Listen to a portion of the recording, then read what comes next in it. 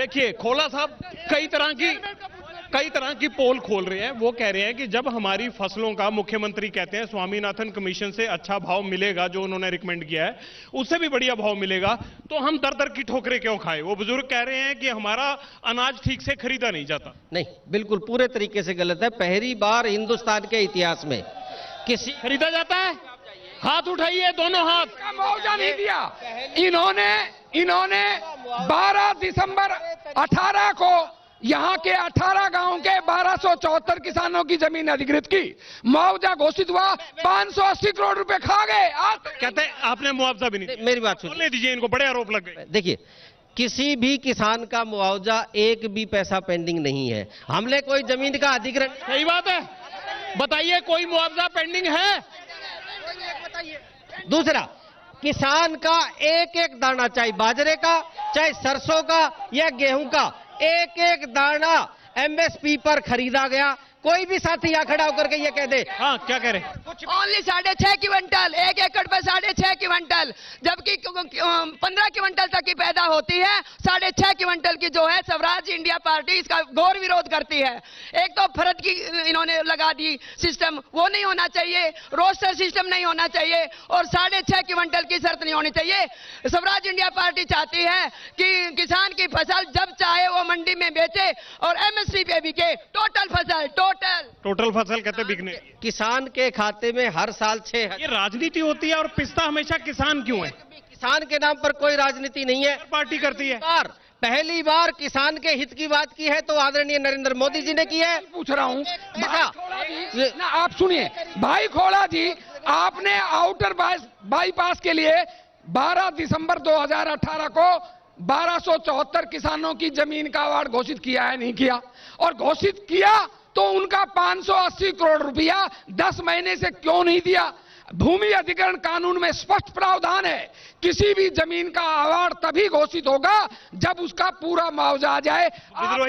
विद्रोही जी नाम करवा, आपको देखो कितनी नॉलेज है ना, इसीलिए तो आपके मुख्यमंत्री फंस गए इन सब घोटालों में। फंस गए वो जाने। हमको सजा, आपको कितनी नजर रहती है बोर्ड पे। यही तो बीजेपी कहती है कि इन्होंने किसानों की जमीनें ली फिर बिल्डरों को दे दी। हमने हमें जो सजा जनता ने देनी थी दे दी, एक भी इंच दे ही है, जमीन किसी बिल्डर को नहीं दी। अगर कोई जमीन का अधिग्रहण किया गया तो वो सड़क के लिए किया गया, नहर के लिए किया गया, विकास। मैं आपको बताना चाहूंगा कि 5 साल के योजना में का काम, प्रॉपर्टी डीलिंग का काम हमारी सरकार ने नहीं मिला। वो उन कंपनियों को बंद करने का काम भारतीय कांग्रेस के लोगों का था। योगों को बाहर रुपए कहाँ गया ये बताओ ना। पहले नहीं हुआ। और भारतीय जनता पार्टी कहती है कि हमने युवाओं को रोजगार देने का काम किया, जबकि जितने ही रोजगार इस कंपनी ने, इस बीजेपी ने छीने हैं, वो आंकड़ा आपके सामने है। भारतीय जनता पार्टी एक भी नई कंपनी अगर कोई लेके आए तो दावे के साथ पेश कर। इनके सरकार में रोजगार कैसे मिलते थे, पैसे खर्चे से मिलते थे, अब नौकरियां कैसे मिलती है? पूरे एग्जाम से मिलती है, एक भी पैसा नौकरी के नाम पर नहीं लिया जाता। इनको इस बात की तकलीफ है कि इन्होंने जो पहले नेता आते थे जो जी हजूरी करते थे उनको नौकरी लगाया जाता था, वो हमारी सरकार ने बंद कर दिया। मैं खोला साहब से पूछना चाहता हूं, मैं एम संघर्ष समिति का चेयरमैन हूं। खोला साहब 2014 में मुख्यमंत्री जी ने बावड़ की रैली में मनेठी एम्स की घोषणा की थी, और फिर जब एम्स का सवाल हो गया, नहीं बनाना हो गया सवाल, मैंने पूछा क्यों नहीं बना, जनता को बताए। कहते हैं आखिरी सवाल आप पूछिए, आपका हो गया। मेरा क्वेश्चन है गाय के ऊपर। मोदी जी मथुरा में गए थे, गाय को नमन किया था, और यहाँ 28 तारीख को 28 गाय मर गई, लेकिन दबाने के लिए शहर में कोई जगह नहीं मिली। देखिए 2 सवाल खोला साहब, एक तो कह रहे हैं कि भ्रष्टाचार पर जो कार्रवाई होनी चाहिए थे वो नहीं हुई। इन्होंने गायों की मिसाल दी, मैं एक और मिसाल देता हूं कि बलात्कार होता है रेवाड़ी की एक लड़की से, कोचिंग करने जा रही थी, और कैसे आपकी एमएलए ये कह देती है कि ये जो बेरोजगार लोग हैं वो कुंठित होकर ये सब कर रहे हैं। अगर आपने रोजगार दिया तो रेप की घटनाओं के साथ बेरोजगारी को क्यों जोड़ा? फिर नहीं, सच क्या है, रेप या बेरोजगारी? आप ही की प्रेमलता जी ने कहा था ये। देखिए मैं 2 बताता हूं। एक तो सबसे पहले मेरे साथी ने भ्रष्टाचार का मामला उठाया, वो भ्रष्टाचार कांग्रेस के शासन का समय का। पकड़िए ना आप क्यों नहीं पकड़ते?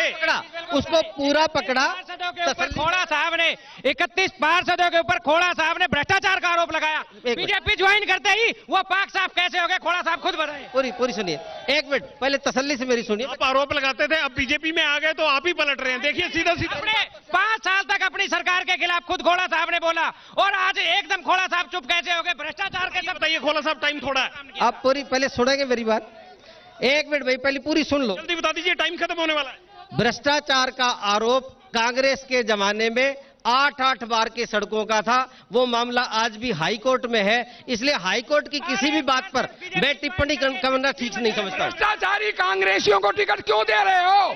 आपके अधिकतर एमएलए तो यहाँ से कांग्रेसी हैं, उन भ्रष्टाचारियों को टिकट क्यों दिया आपने?